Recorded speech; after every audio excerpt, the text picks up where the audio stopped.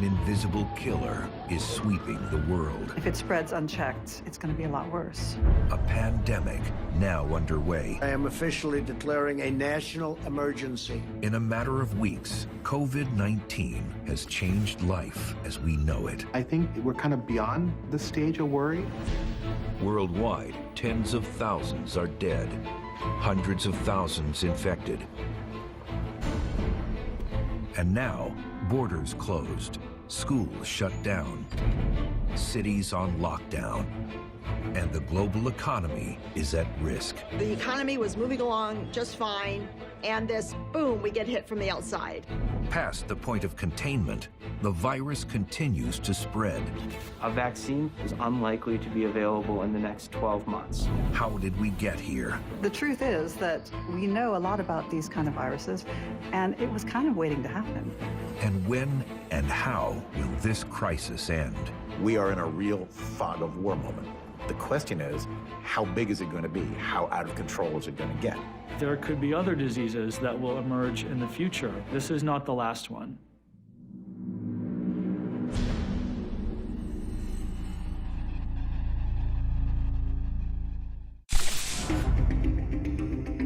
America is in turmoil as a never-before-seen virus, COVID-19, sweeps across the country. All 54 states, territories, and the District of Columbia have declared a state of emergency. As the nation reels from the rapid spread of the disease and the severe measures being undertaken to stop it, a shocking new reality sets in.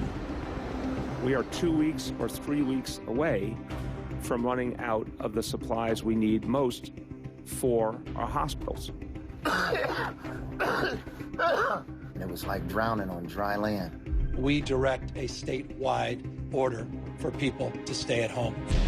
COVID-19 is thought to have crept into the U.S. through one man from Seattle just 2 months ago. But the story of this pandemic begins across the globe weeks before.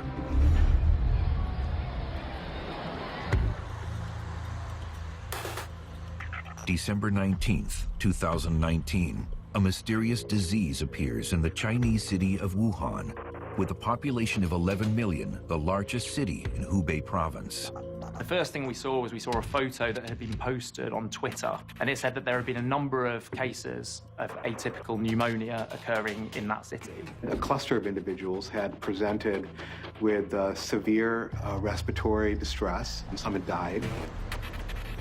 Local doctors suspect that something is very wrong in the city. When you normally treat 10 cases of pneumonia a week and you're suddenly treating 50, you realize something's going on here. Finding a link between patients is key to unlocking the mystery. 20-something cases had visited the Huanan seafood market, and so it was believed that this particular outbreak had something to do with that market. A new killer is on the loose. An entirely new pathogen, something that's completely unlike anything we've seen before. And the timing couldn't be worse. It's Chinese New Year, the biggest annual celebration in the country. Travelers come and go from all corners of the world, and many of them are, or will soon be, unknowing carriers of a terrifying new disease.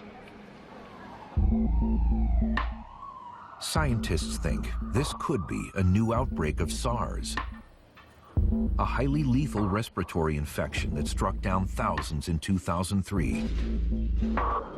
If this new outbreak is anywhere near as contagious, the impact globally could be alarming. Anytime you have a virus that is somewhat lethal, but highly transmissible, it has the potential to reach millions and millions and millions of people. Initially, the Chinese authorities are slow to take action to contain the outbreak, even though doctors on the front line are sounding the alarm. Dr. Li Wenliang tried to warn some of his colleagues that something's going on here, it's quite worrisome, watch out, try to protect yourself. The government came down like a ton of bricks.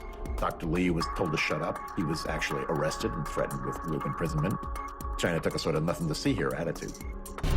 But just 1 month after doctors first noticed symptoms, the outbreak is growing in intensity, with 201 cases and 3 deaths. The lack of action characterized the early stage of the response. But after January 20th, we saw the government start to step in.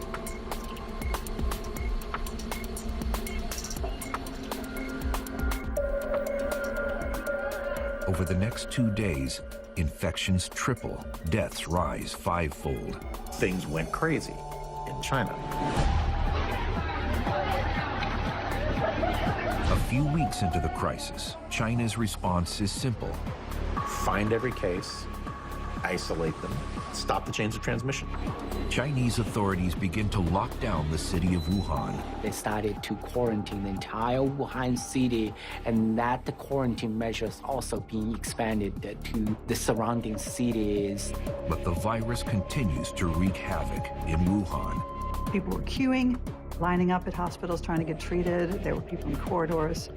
And there were, of course, reports of people who had died in their homes because they weren't allowed to go to the hospital. And there were a lot of scary images coming out in those early days. Wuhan, under siege, day 3. I'm taking a walk outside. American teacher Diana Adama documents the reality of life in Wuhan as the lockdown hits. Everything's closed. Everything. No shops are open. No more good food. There was this eeriness in the air, this feeling in the air. It just didn't seem normal. There were no cars at one point, and I'm on the edge of the city, but there was like nothing. This was half full before. Sunday morning, it hit me. What's going on? What's happening? What is this virus? Where did it come from? I went to hospitals looking for the foreign people. Sorry. As the Chinese authorities lock down the city of 11 million people, their strategy assumes that only a victim showing obvious symptoms like fever and a cough will spread the virus. This will turn out to be a serious error. The worst possible scenario is if you have people who are spreading virus, even though they don't have symptoms themselves. They don't know they're sick, so they don't know that they should self-isolate. They don't know that they should seek help. And there they are out in the community spreading the virus. As more cases begin showing up in other big cities in China, like Beijing, a city with roughly 20 million people, it's clear the strategy in Wuhan has failed. By January 19th, the virus is finally identified. It's a new type of what's called coronavirus, a varied group of viruses first identified in the mid-1960s, known to cause symptoms as simple as a common cold to very dangerous and deadly respiratory ailments. And now it's appearing throughout Asia, in Thailand, Singapore, Hong Kong, South Korea, and Japan, all countries within traveling distance of Wuhan. And it is about to reach America. On the 19th of January, in Washington State, a man, 35 years old, developed some worrying symptoms, took himself to his local doctor, and was ultimately diagnosed with the first case of coronavirus in the United States. 4 days earlier, he had returned from a trip to Wuhan. He insists he hadn't come into contact with anyone who was ill. Uncertainty about how the virus is transmitted continues to grow. And the U.S. is totally unprepared for the catastrophe that's about to unfold. We are in a real fog of war moment. The question is, how big is it going to be? How out of control is it going to get?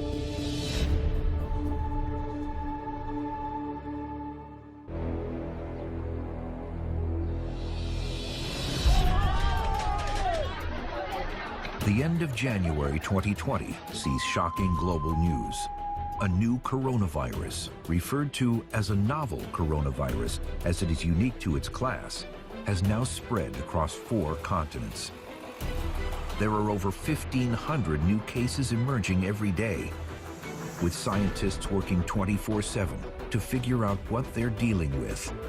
The World Health Organization declares a global health emergency. The novel coronavirus outbreak is a public health emergency of international concern. How is the virus moving so quickly? An outbreak on a cruise ship shows just how dangerous the virus can be in a dense population.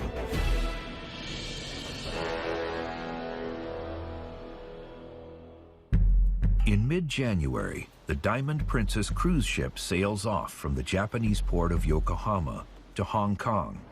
With 2,700 passengers and 1,000 crew members, Rebecca and Kent Frazier from the U.S. are among those sailing on the 14-day voyage, excited for the trip of a lifetime. We're enjoying the ports that we went into. We met a lot of really fun people on board and made some good friends. It was super fun. Another passenger is an 80-year-old man who leaves the boat in Hong Kong 5 days into the journey because he's ill. He is hospitalized and diagnosed with the disease, but the ship is already back at sea. On the advice of Japanese medical professionals, the ship is locked into quarantine for 14 days. They boarded the ship and went door to door, testing everybody's temperature.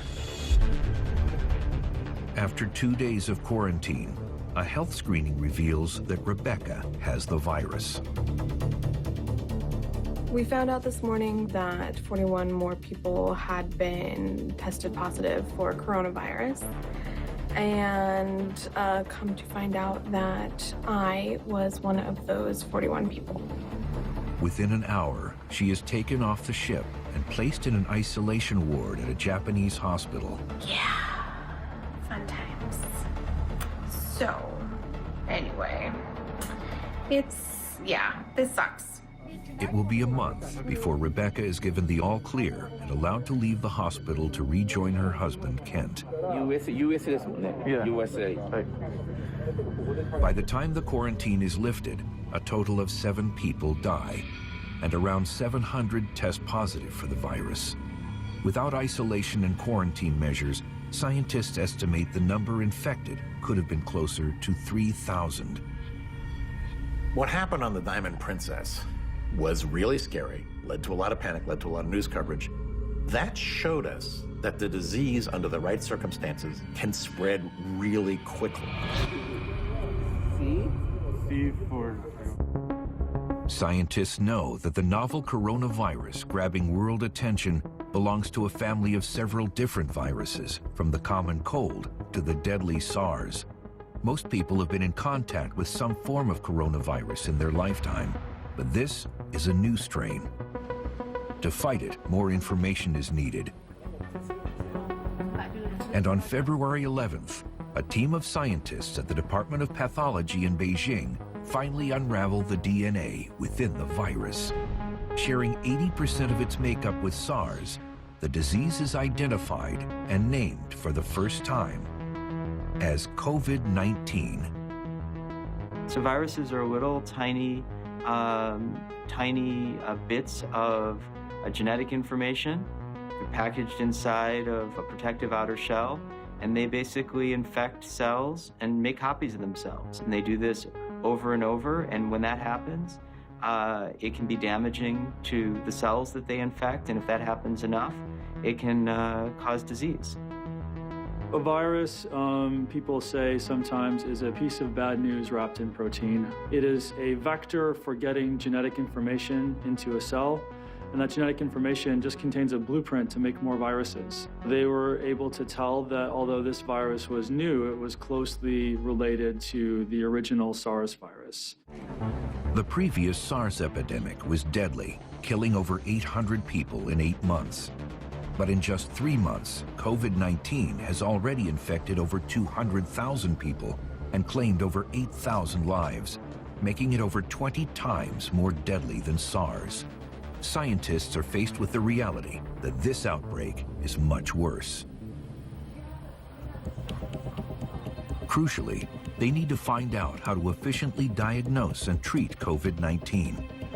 80% of those infected will experience mild symptoms, typically starting with a high fever over 99.5 degrees.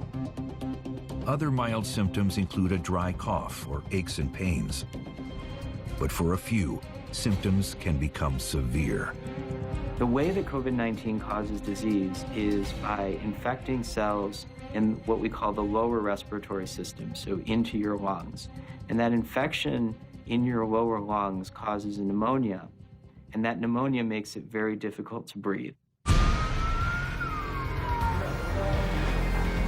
Around 1 in 10 need to be put on a respirator in order to survive. Those with underlying health conditions and the elderly are most at risk. What's different about this virus is that a much higher percentage of people require hospitalization, and especially among older people, the mortality rate is much higher. Recent statistics from China show that around 65% of their cases were over 40 years old. And so far, 15% of the victims over the age of 80 in China have died. Causes of death from COVID-19 include respiratory collapse, shock, or multiple organ failure. Preventing transmission is key to saving lives. Widespread behavior modifications are crucial. Avoid large crowds. Avoid places where you're going to be in close contact with large numbers of other people. As we touch surfaces and then touch our face, that is how we inoculate ourselves with these viruses. So keeping things clean is definitely helpful. Alcohol, bleach, and even soap can kill it. Wash your hands diligently with soap, right? Protecting yourself is also protecting other people. But research shows that COVID-19 can survive for 24 hours on cardboard and 2 to 3 days on stainless steel and plastic.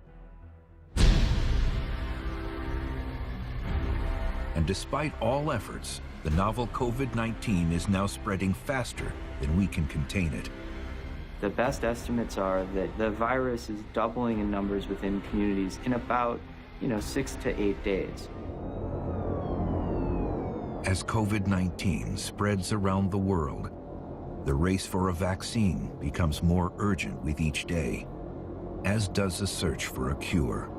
Whenever there is a new virus, there is a lot of unknowns, and those unknowns take time to become knowns. Studying coronavirus, which is spreading explosively and is new, is an enormously difficult task. So far, the virus is untreatable. A patient is only able to recover if their system can overcome the attack it's under. And like many viruses, COVID-19 is a formidable enemy. Respiratory viruses have one aim, that is to get inside a human cell and use it as a factory to make thousands or millions of replacement copies that will then spread onto new cells. So often the cells will literally blow apart as the virus is producing its millions of progeny. With viruses, it's much more challenging because mostly they use our own cells to make more viruses. And so they're using our own cellular machinery. We can't poison that without poisoning ourselves. This is not a bacterial disease. Antibiotics only work against bacteria, so antibiotics will not have any impact on COVID-19. For some in the scientific community, the seriousness of the situation is not a surprise. Truth is that we know a lot about these kind of viruses. We know about the outbreaks, but what we're really lacking is sufficient funding to contain them. And it was kind of waiting to happen. While many governments are slow to respond and coordinate, the international scientific community is not. So in the middle of January, when there started to be a surge of cases in China, I made a phone call to Tom Friedrich and some of my colleagues and said, do you think that we should study COVID-19? Basically, he was just like, yeah, let's do it. If he decided to do it, then I'm in too. And so I said, well, let's start by just collecting expertise, and has led to several groups who are all working together, sharing protocols, sharing ideas of how they're going to study the coronavirus. Scientists collaborate and share real-time research on a global scale like never before. This new virus is unknown territory, and that has them on high alert. There's been really heroic efforts among Chinese clinicians and scientists once they recognized that they were dealing with something new. Chinese scientists not only sequenced the virus, but they made those sequences publicly available so that scientists in the US and elsewhere could begin working on developing kits for diagnostics, can begin studying the virus and trying to understand it. And there's some beautiful data out there tracking the gene sequences of COVID-19 viruses from across the world in real time. Working around the clock, scientists are making huge advances, but creating safe and effective drugs takes time. There's been a lot of confusion about the timeline for vaccine availability. And I think part of that has to do with the steps involved in making a vaccine. People are working in labs now to generate possible vaccines that we will then need to test. But there's a long road between that initial safety testing and you and me being able to go to the doctor and get a COVID-19 vaccine. A vaccine for this virus is unlikely to be available in the next 12 months. What that means is these other sorts of preparedness measures need to be put into place because we're not going to have a vaccine. And so expecting this to be like the movie Contagion is simply unrealistic. With a vaccine in the works, but at least a year away, focus shifts to our healthcare systems and their capacity for those who become seriously ill. Some are going to require to be put on artificial ventilators or other really sophisticated machines to help support their breathing while they're trying to survive the disease. But experts soon realize there may not be adequate resources, like respirators, needed to carry out basic life support. If too many people get sick at one time, there aren't going to be enough of those machines. The case fatality rate of COVID-19 is going to depend on a lot of factors and may actually vary geographically depending on the demographic of people who get infected, the capacity of the healthcare system, the ability to test people and detect their infection. And so our goal there is to make sure that we slow down the progression as much as possible, to make sure that we don't overburden the healthcare system. And within weeks, this is exactly what happens in Europe, as Italy finds itself on the edge of a crisis. Sì. Nella giornata di ieri è stato trasferito nel nostro istituto dalla struttura dedicata della città militare della Cecchignola un cittadino italiano di sesso maschile risultato già positivo al test di screening per nuovo coronavirus. I think this is an important reminder that we live in an interconnected world where viruses that emerge anywhere in the world can be a threat to the entire world. With COVID-19 seemingly spreading across the world, a once distant viral outbreak is getting closer to our shores.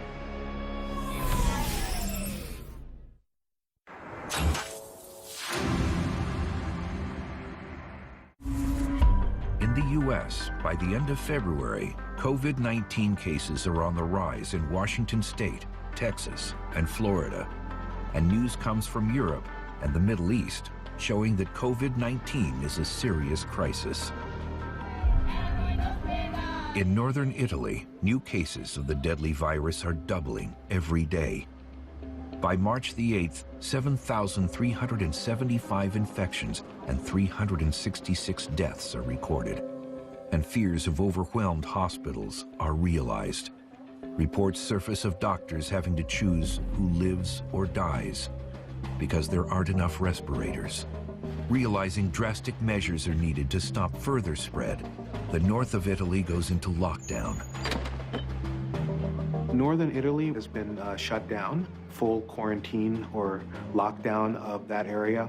This is like the ultimate social distancing to lock down the city, give advice to stay at home. Italy's crisis is soon followed by news from Iran, that it is also overwhelmed by cases and a spiraling death rate.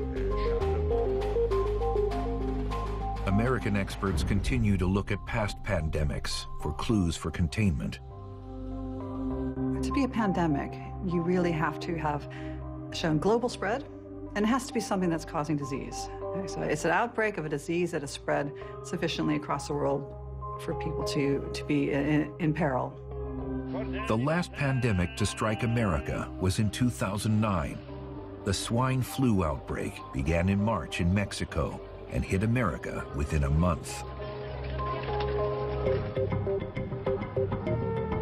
It infected 60 million U.S. citizens, put 250,000 people in the hospital, and killed 12,000. When we had the 2009 outbreak, that virus was highly contagious and went through the globe very, very quickly, but it didn't cause severe disease in very many people. So in a sense, COVID-19 is blending the transmissibility of that flu with the severity of SARS.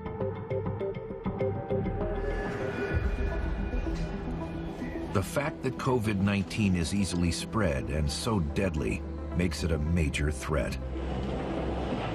Even taking public transportation could put you in the line of fire.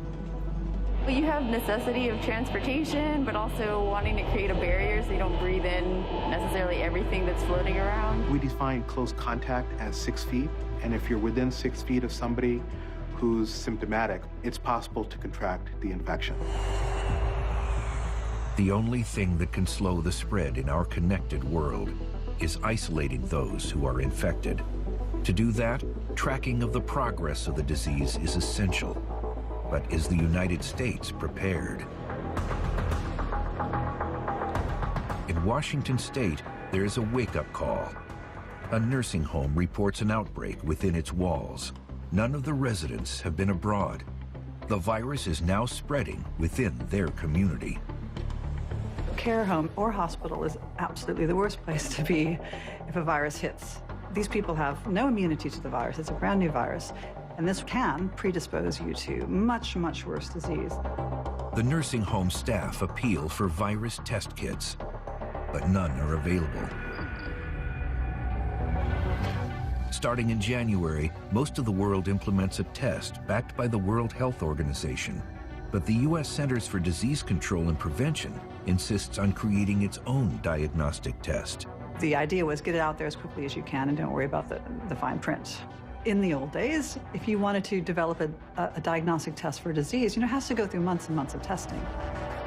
But some of the first tests made available in the U.S. are found to be faulty. So it's not surprising that early tests that were rushed out were not completely foolproof. If you look at the Washington state situation, estimates that that virus that cropped up eventually had been circulating for weeks undetected. By March 11th, 118,000 cases of COVID-19 have been found in 114 countries, and 4,291 people have lost their lives. The World Health Organization confirms a pandemic. Containment has already failed. There are cases on every continent except for Antarctica. The virus is spreading all over the world. Scientists tracking this increasingly global threat continue investigating its origins. During the 2003 SARS epidemic, scientists discovered bats in caves near the origin city were carrying a strain of coronavirus. They hypothesized that the virus made human contact through animal markets and mutated into SARS.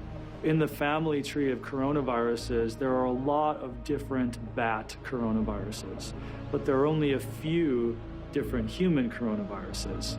Coronaviruses are ultimately bat viruses that find their way into humans. And sure enough, as Chinese scientists compare the original cases of SARS and the new coronavirus outbreak, there's a striking connection. The outbreak appeared to have originated in a wild food market where there are a lot of exotic animals. At the wet animal market in Wuhan, several exotic species are slaughtered on site, including bats. One particular species, belonging to the horseshoe bat family, is known to be infected with a particular strain of the coronavirus. The normal circulating strain in the bats probably isn't causing much of a disease, but when it reaches humans, that's when all havoc breaks out because it's in a new environment. It's not uncommon for a virus to cross between species. Over half of the world's known infectious diseases spread from animals to humans. In the 20th century, virus that infects monkeys and great apes in Africa, called simian immunodeficiency virus, or SIV, jumped into people and started an outbreak that became what we now know as HIV. It came from multiple species of monkeys and apes, but we know that there's lots of other species of monkeys in Africa that also have simian immunodeficiency viruses that don't infect humans and have not been shown to cause disease in people. So that underscores the fact that it does happen, and the consequences can be significant, but it doesn't happen all the time with every virus that could conceivably jump between species. Ebola is also thought to be an example of a zoonotic virus likely spread from bats. Viruses like this haunt our increasingly populated world. This new coronavirus, COVID-19, might create the full-blown pandemic scientists have long predicted. We have to treat every epidemic as if it's the big one, and this might actually be the big one.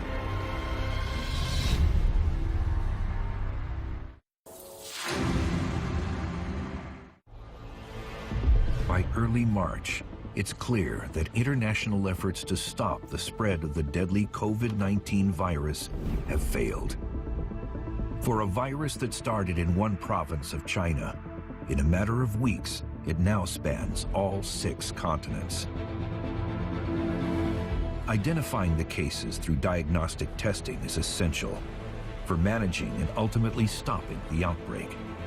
But the United States testing strategy lags behind other countries like South Korea and Singapore. The diagnostic test is pretty much the main weapon in our arsenal to prevent onward spread. You need to identify who's been exposed, you need to trace all their contacts, and everybody has to be tested very quickly. In the U.S., a severe shortage of tests early on means that important weeks are lost. As the CDC finally approves a reliable test kit, the White House attempts to reassure the country. Anybody right now and yesterday, anybody that needs a test gets a test. They're there. They have the test. But with demand high, there are test shortages around the country. At the beginning of March, the U.S. had the lowest rate of coronavirus testing per capita of any developed country. It's a huge failure. The situation in the United States was really inexcusable and highly counterproductive and extremely dangerous. Because tests are in such short supply, the criteria to get one is stringent. When you can't diagnose, you don't know who's going to fall sick, that's a bad news story. It's been a little slow scaling it up, testing only people who have had contact with somebody who's traveled and with symptoms or traveled themselves to a high-risk country. So there probably are people who are infected and we're not aware of their infection. We are more prepared now, but we're still not as prepared as we need to be.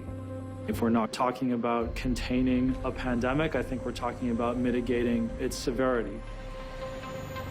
The United States is in the early phases of this epidemic.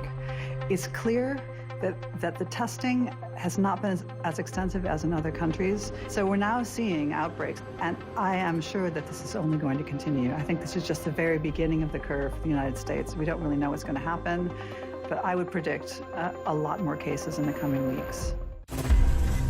Uncertainty about the spread of the disease triggers panic. As sickness spreads, factories and businesses around the world feel the effects. Workers become sick. Governments mandate store and restaurant closures. And the global and U.S. economies face brutal consequences.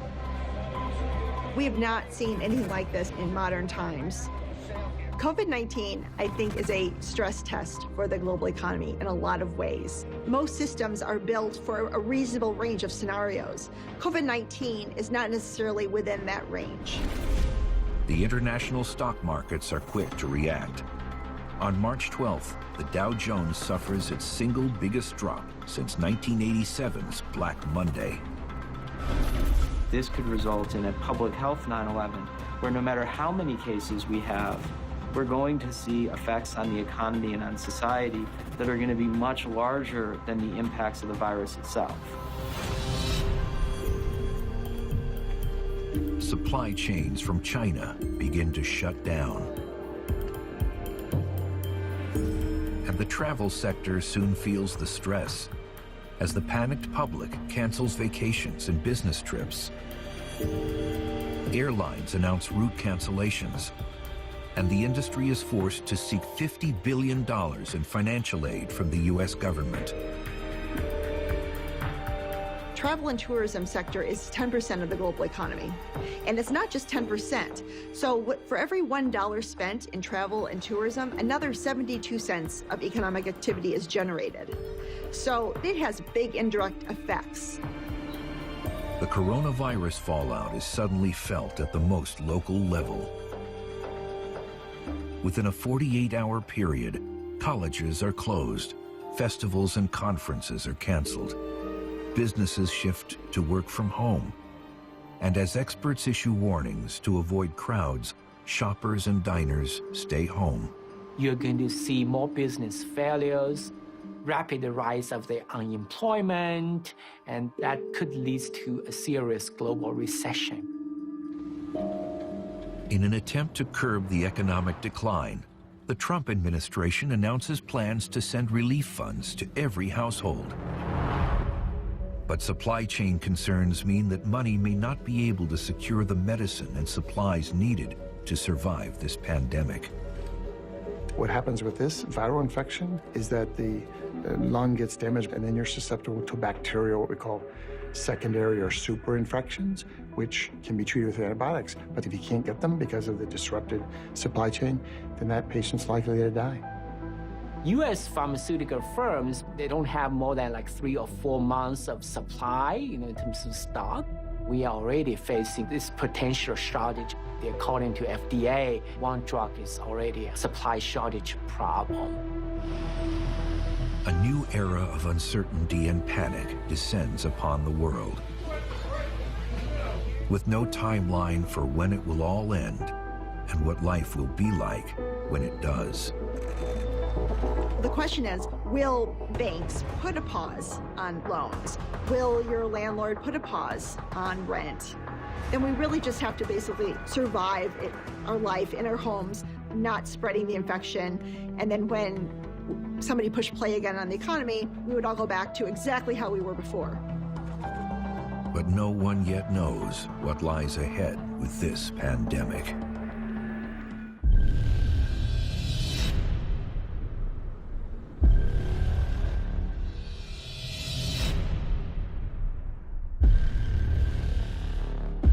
By mid-March 2020, the entire world is reeling from the impact of COVID-19. The news seems to get worse every day. I think that it would be a mistake to think that whatever happens in our country and the rest of the world, that it will be over in a couple of weeks. Is it too late to prevent the virus from running its course? It's going to take a while for people to resign to the fact that we are now living with a new strain of a virus that we don't have a vaccine for yet. Efforts to contain the virus thus far seem to have failed. Official estimates predict a worst case of 70 to 80% of the American population becoming infected. With a 1 to 2% fatality rate, that could mean almost 6 million Americans may die. How do we stop that nightmare from becoming an eventuality? We hear health officials today talk, their aim is largely to flatten the curve. And what they mean by that is instead of the number of infections going way, way, way up and then coming down, they want to flatten it out a little bit.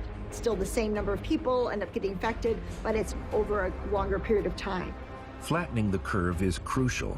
When a virus is past the point of containment, Slowing its spread is the only way to allow for limited resources to be available to every patient.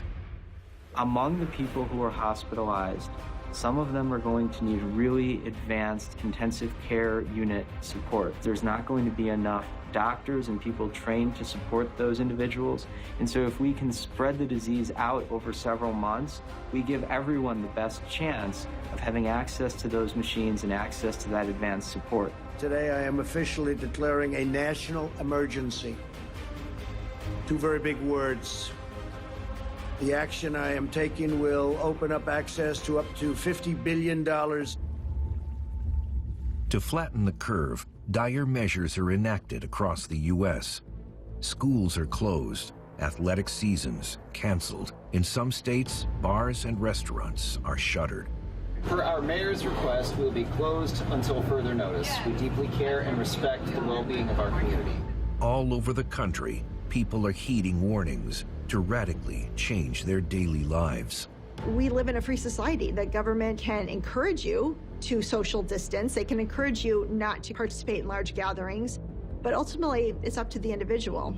The search for a vaccine and cure is ongoing, with estimates of 12 to 18 months until it is available. But by then, how much damage will be done? The outbreak in the United States surely will get worse. I think we're kind of beyond the stage of worry. We need to be prepared at least that we are going to have a large number of infections. We are going to have a sizable number of people who die of this, and that this is something that we are going to be talking about a decade or two from now. Scientists and medical doctors are doing everything they can, and there's a glimmer of hope. Drugs developed to treat other deadly viruses could offer promise in the treatment of COVID-19. There's been interest in repurposing remdesivir, which was initially developed for Ebola virus. It does appear to be having some promising effects. There are now some clinical trials gearing up. There's some in China, there's one in Nebraska. Once the virus penetrates a host cell, it is able to replicate itself over and over again. The virus's ability to replicate could also be the key to shutting it down. Drugs like remdesivir are designed to disrupt the virus at the molecular level, break up this replication process, and relieve the worst effects of the disease. They're called chain terminators. They prevent the virus from extending the blueprint and making lots and lots of copies. So if you don't have copies of your genetic material, you can't make copies of the virus, and they're just dead in the water. For Dr. Anthony Fauci, National Institutes of Health lead on the White House Coronavirus Task Force, drug trials like these offer hope. Therapeutics. There are a number of antiviral drugs that are being tested, which means that we will know reasonably soon whether it works. And if it does, we will then have an effective therapy to distribute. Americans and humans in general are resilient and adaptive. We will get through this. And now it's our time. We must sacrifice together because we are all in this together and we'll come through together. This outbreak accomplishes nothing else. It should be to remind people how fearsome these sorts of diseases can be. Even with this unprecedented effort, there's still so much we don't know. We don't know if we will control this outbreak and that will be the last we ever see of COVID-19, or it may establish itself in the human population as influenza viruses have. And we have no idea right now just what might happen.